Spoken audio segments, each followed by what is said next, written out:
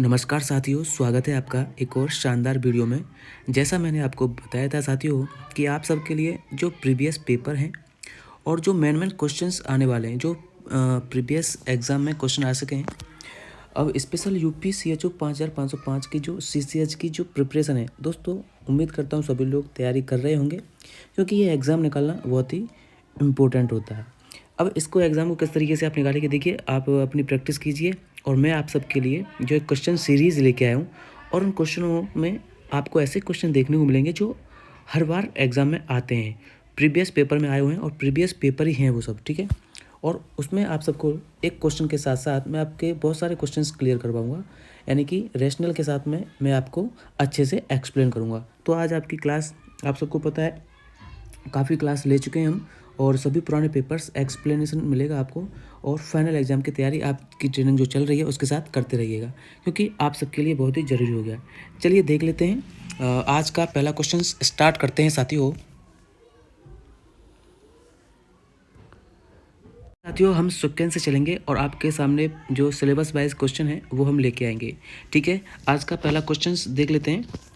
जो पहला क्वेश्चन रहेगा आपका, यहाँ पे देखिए, पहले मैं आपको इंपॉर्टेंट क्वेश्चन बता देता हूँ, उसके बाद में हम क्लास स्टार्ट करेंगे।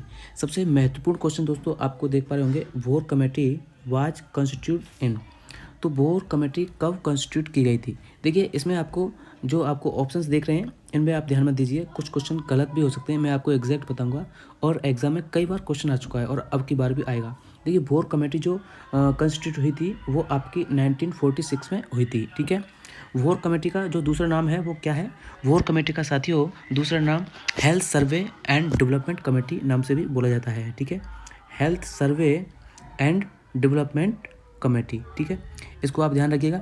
एक और कमेटी होती है दोस्तों, मुदालियर कमेटी। कौन सी? मुदालियर, ठीक है, मुदालियर कमेटी। मुदालियर कमेटी कौन सी होती है दोस्तों? हेल्थ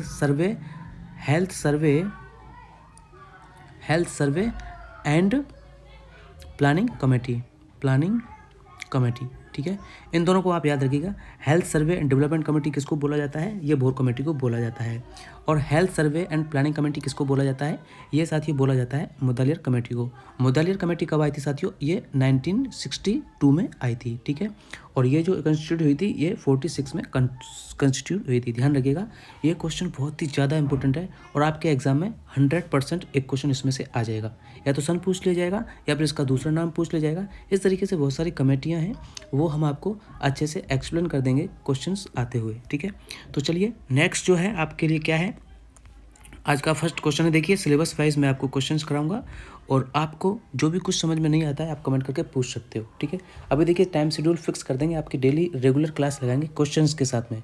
दोस्तों अगर आपने ये क्वेश्चंस क्लियर कर लिए तो आपको कोई भी प्रॉब्लम नहीं आएगी, क्योंकि सारे क्वेश्चंस यहीं से आते हैं और ये प्रीवियस पेपर्स में आए हुए क्वेश्चंस मैं आपको बताऊँगा।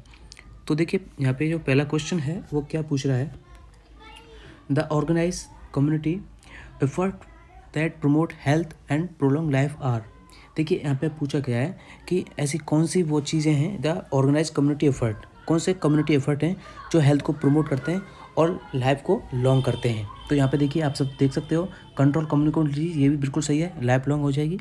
Improve environment access to safe water and sanitation, बिल्कुल सही बात है, इससे भी होता है। हेल्थ के लिए इंप्रूवमेंट देखने को मिलता है। Personal hygiene improvement through education, तो ये सारी चीज़ें बहुत ही इंपॉर्टेंट हैं। तो इसका मतलब इसका जो करेक्ट आंसर हो जाएगा ऑल ऑफ द एबव। चलिए नेक्स्ट क्वेश्चन आपका क्या है, नेक्स्ट क्वेश्चन, आयुर्वेदा एंड सिद्धा system of medicine come into existence.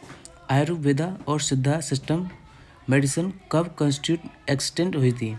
तो इसका जो करेक्ट आंसर होगा दोस्तों, ये बहुत ही इंपॉर्टेंट क्वेश्चन है, ये ऑप्शन ए इसका करेक्ट आंसर हो जाएगा 1400 BC में। आप इनको याद रखिएगा, आयुर्वेदा क्या होता है और सिद्धा क्या होता है। ये मेडिसिन जो है कब एक्सिस्टेंस हुई थी, ये 1400 BC में हुई थी। चलिए नेक्स्ट क्वेश्चन आपका क्या है, नेक्स्ट क्वेश्चन साथियों, the Greek system of medicine known as Unani was introduce by. जो ग्रीक सिस्टम है, ठीक है, दवाइयों का, वो यूनानी के नाम से जाना जाता है, वो किसके द्वारा इंट्रोड्यूस किया गया था। ये दोस्तों मुस्लिम्स के द्वारा इंट्रोड्यूस किया गया था। चलिए नेक्स्ट क्वेश्चन आपका क्या है, नेक्स्ट क्वेश्चन मैंने आपको एक्सप्लेन कर दिया दोस्तों, इंपॉर्टेंट क्वेश्चन था, मैंने इसलिए आपको सबसे पहले बताया, और ये क्वेश्चन आपके लिए 100% आएगा। चलिए पाँचवा क्वेश्चन क्या पूछा है, CHEB स्टैंड फॉर, यानी कि सेंट्रल हेल्थ एजुकेशन ब्यूरो। इसकी फुल फॉर्म पूछिए यहाँ पे CHEB, तो इसकी फुल फॉर्म है central health bureau education bureau.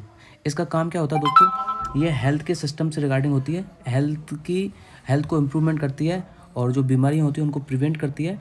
इस तरीके से प्रिवेंटिव, प्रोमोटिव, क्यूरेटिव सर्विसेज के अंडर में जो है ये यहाँ से चेक किया जाता है, ये ब्यूरो है।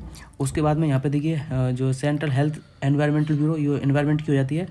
और एक होती है यहाँ पे मैं आपको बताना चाहूँगा CGHS, क्या होती है साथियों, CGHS, ये बहुत इंपॉर्टेंट है। CGHS, इसके बारे में आप जान लीजिए, CGHS, ठीक है। ये इंपॉर्टेंट क्यों है, देखिए इसकी अगर बात की जाए तो ये 1954 में हुआ था, आई थी। CGHS इसकी फुल फॉर्म है सेंट्रल गवर्नमेंट हेल्थ स्कीम। ये भी हेल्थ इंडिकेटर से रिगार्डिंग है, हेल्थ इंडिकेटर नहीं सॉरी, ये हेल्थ को इम्प्रूवमेंट करने के लिए ही एक वो है स्कीम है, तो इसको भी इम्पोर्टेंट मानिए। और जो ये है CHEB, ये कब आई थी, 1956 में। इन दोनों को आप याद रखिएगा, बहुत ही इंपॉर्टेंट है, ठीक है। और आप सबको ये पता है एनवायरनमेंट से रिगार्डिंग है ये हेल्थ एजुकेटिव ब्यूरो है। नेक्स्ट जो आपका क्वेश्चन है वो क्या है, subjective sense of feeling unwell. देखिए सब्जेक्टिव एक होता है ऑब्जेक्टिव, क्या सब्जेक्टिव और एक होता है ऑब्जेक्टिव। तो आपको यहाँ पे क्वेश्चन में पूछा गया subjective sense of feeling unwell. जो सब्जेक्टिव सेंस फीलिंग अनवेल है वो क्या है, वो इलनेस है दोस्तों। सिकनेस भी एक बीमारी है, इलनेस, सिकनेस और इलनेस, इनमें दोनों में अंतर पूछा गया है। तो आपके लिए क्वेश्चन आ सकता है ऐसा, तो ये पूछा जाएगा इलनेस। और डिजीज़ आपको पता है, और मॉर्टेलिटी, ये एक ही चीज़ है, लेकिन इनके जो डेफिनेशन आएगी उनमें आप कंफ्यूज हो जाओगे।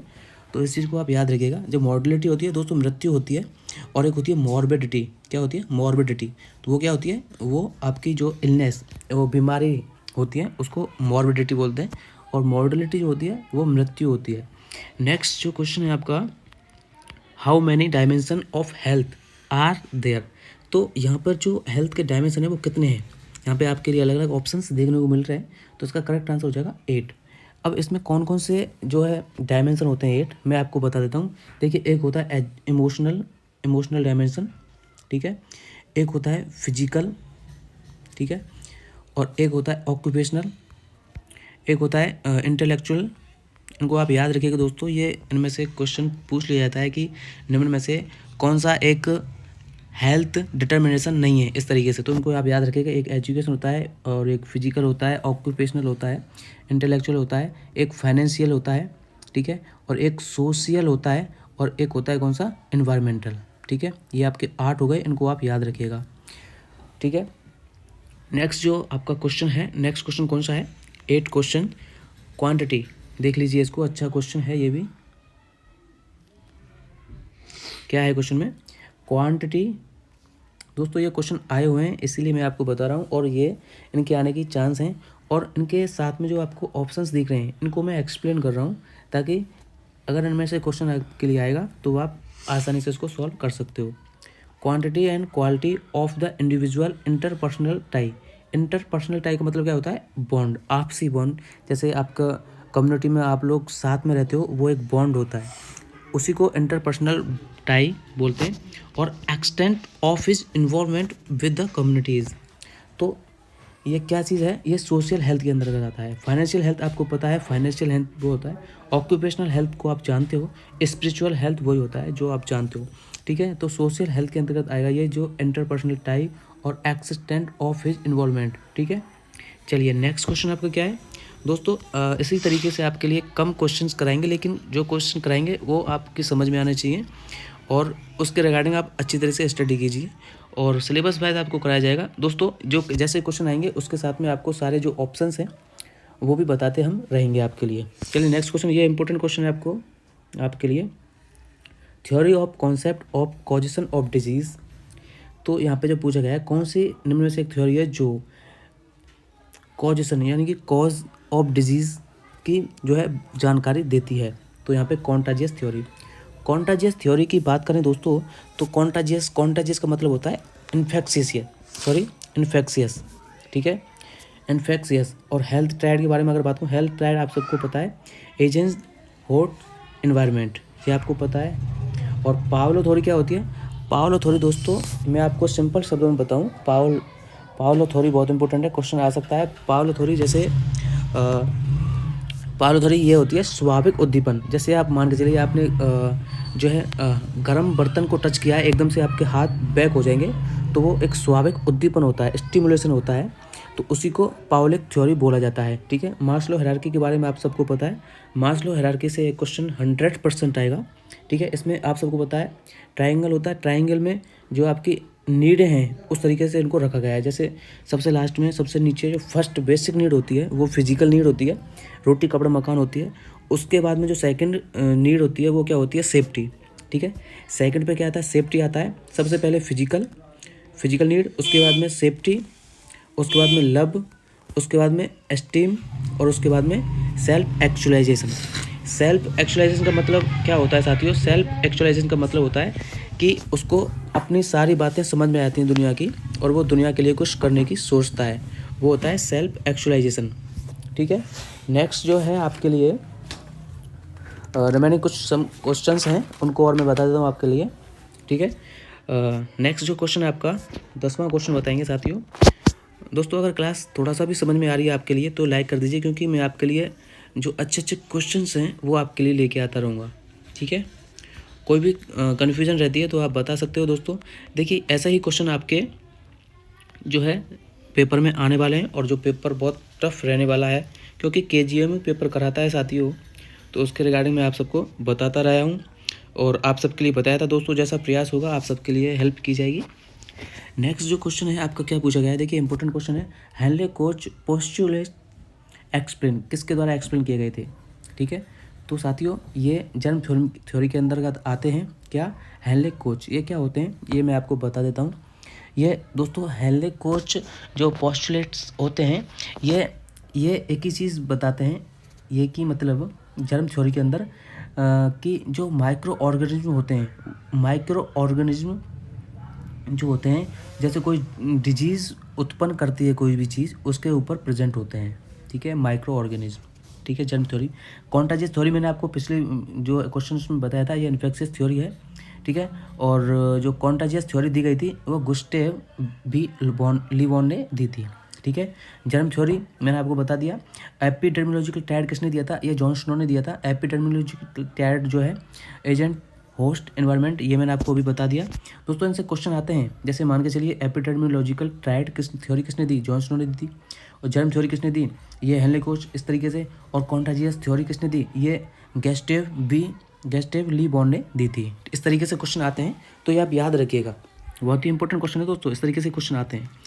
अब देखिए महत्वपूर्ण क्वेश्चन आ गया है एक और, 11वां क्वेश्चन है। क्या है इस क्वेश्चन में, इस क्वेश्चन में क्या है दोस्तों देख लीजिए, बहुत ही important question. Action which halt the progress of disease at its incipient stage and prevent complication related to which stage of prevention. देखिए यहाँ पे जो पूछा गया है, जो प्रोग्रेशन ऑफ डिजीज़ है वो किससे रिगार्डिंग है, और यहाँ पे इट्स इंसिपिटेंट स्टेज है, और प्रिवेंट कॉम्प्लिकेशन को रोका जाता है, बीमारी हो जाती है और यहाँ पे डिजीज़ प्रोग्रेस कर चुका है, ऐसा इसमें पूछा गया है। आपको प्रिवेंशंस के बारे में अच्छे से एक्सप्लेन करूँगा, अभी मैं यहाँ पे थोड़ा सा इंट्रो दे देता हूँ। देखिए प्राइमरी प्रिवेंशन के बारे में अगर बात की जाए, एक होती है प्रीमोडियल। ठीक है, प्रीमोडियल में दोस्तों कोई भी डिजीज़ नहीं होता है, ना कोई रिस्क होता है। ठीक है, आप सबके लिए जैसे बताना चाहूँगा, रिस्क फैक्टर होता है, एक होता है डिजीज़। तो प्रीमोडियल जो होता है उसमें कुछ भी प्रेजेंट नहीं होता है, आप सेफ हो, बस आप रिस्क फैक्टर को रोकने की ट्राई करो। ठीक है, प्राइमरी में रिस्क फैक्टर प्रेजेंट होता है लेकिन डिजीज़ प्रेजेंट नहीं होता। सेकेंडरी में बीमारी प्रेजेंट होती है दोस्तों, इसमें डायग्नोसिस सर्विसेज जितनी भी होती हैं वो सेकेंडरी प्रिवेंशन में आती हैं। टर्सरी में बीमारी हो जाती है और उसको रिहेबिलिटेट किया जाता है। ठीक है, बीमारी को रोक नहीं सकते, लेकिन उसकी जो परेशानियां हैं उसको थोड़ा सा कम कर सकते हैं। सेकेंडरी में मैं आपको बताना चाहूँगा, सेकेंडरी में देखिए जितनी भी डायग्नोसिस चीज़ें पूछी जाती हैं वो सेकेंडरी में आती हैं, इसमें बीमारी प्रेजेंट होती है। प्राइमरी में बीमारी प्रेजेंट नहीं होती, इसमें रिस्क फैक्टर प्रेजेंट होता है। इस तरीके से उनको याद रखिएगा, इसका जो करेक्ट आंसर हो जाएगा वो सेकेंडरी हो जाएगा, क्योंकि इसमें पूछा गया है कॉम्प्लिकेशन को रोकने के लिए। नेक्स्ट जो क्वेश्चन है आपका क्या है, नेक्स्ट क्वेश्चन पूछा गया है, हाँ ये बहुत इंपॉर्टेंट क्वेश्चन है दोस्तों, ये भी आपके एग्जाम में आ सकता है। क्या पूछा गया है इसमें, आप सबके लिए बताना चाहूँगा, the actual loss of damage क्या पूछा गया है, एक्चुअल लॉस और डैमेज, यानी कि एक्चुअल वास्तविक लॉस और damage of part of body का किसी भी कोई भी हिस्सा लॉस हो गया है, और an abrasion of the physical functions, और उसके साथ में जो है जैसे बॉडी का कोई भी हाथ है वो अलग हो गया है और उसकी वजह से फिजियोलॉजिकल फंक्शंस में प्रॉब्लम्स आ रही है, अगर consequence to disease in known as, तो वो क्या चीज़ मानी जाएगी, देखिए वो होता है इम्पेयरमेंट। किसी भी बॉडी पार्ट के लॉस होने के बाद में आप किसी भी काम को नहीं कर पाएंगे, ठीक है, तो वो क्या होता है, अगर नहीं कर पाएंगे तो वो डिसेबिलिटी होती है, किसी काम को ना करने की क्षमता, वो डिसेबिलिटी होती है।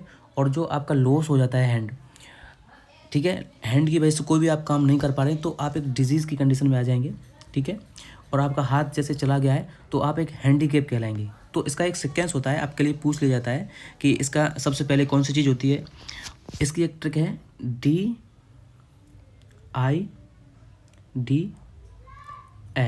इसको आप याद रखिएगा। इसमें क्या पूछा, सबसे पहले आपके लिए देखिए डिजीज होता है, ठीक है, फिर उसके बाद में इम्पेयरमेंट, ठीक है, इम्पेयरमेंट के बाद में डिसेबिलिटी, जैसे आपके कोई भी हाथ या वो हो जाएगा, डिसेबिलिटी होगी, आप कोई भी काम नहीं कर पाएंगे, और हैंडीकेप, बाद में आप हैंडीकेप कहलाएंगे, सबसे लास्ट में आप हैंडीकेप हो। सबसे पहले आपको डिजीज़ हुआ, डिजीज़ की वजह से आपका इम्पेयरमेंट हो गया, इम्पेयरमेंट की वजह से आप डिसेबिलिटी, कोई भी काम नहीं कर पा रहे हैं, नहीं कर पाने की वजह से आप एक हैंडीकेप कहलाओगे, आप किसी भी काम को नहीं कर सकते हैं, आप एक हैंडीकेप हो। तो इसका सीक्वेंस होता है दोस्तों, सीक्वेंस पूछ लिया जाता है कि सबसे पहले कौन सी कंडीशन होती है, DIDH, इसको आप याद रखिएगा।